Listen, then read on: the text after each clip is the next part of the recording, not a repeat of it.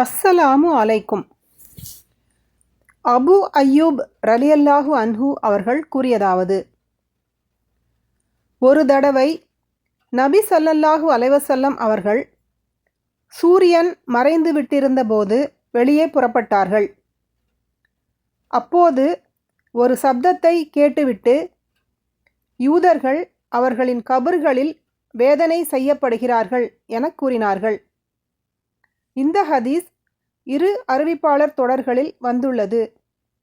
சஹீஹ் புகாரி 1375, அத்தியாயம் 23, ஜனாசாவின் சட்டங்கள். மூசா பின் உக்பா ரஹிமஹுல்லாஹ் அவர்கள் கூறியதாவது, நபி ஸல்லல்லாஹு அலைஹி வஸல்லம் அவர்கள் அடக்கத்தலத்தின் வேதனையை விட்டு பாதுகாப்பு கோரியதை தாம் செவியுற்றதாக காலித் பின் சயீத் ரலியல்லாஹு அன்ஹு அவர்களுடைய புதல்வியார் உம்மு காலித் கூறுகிறார்.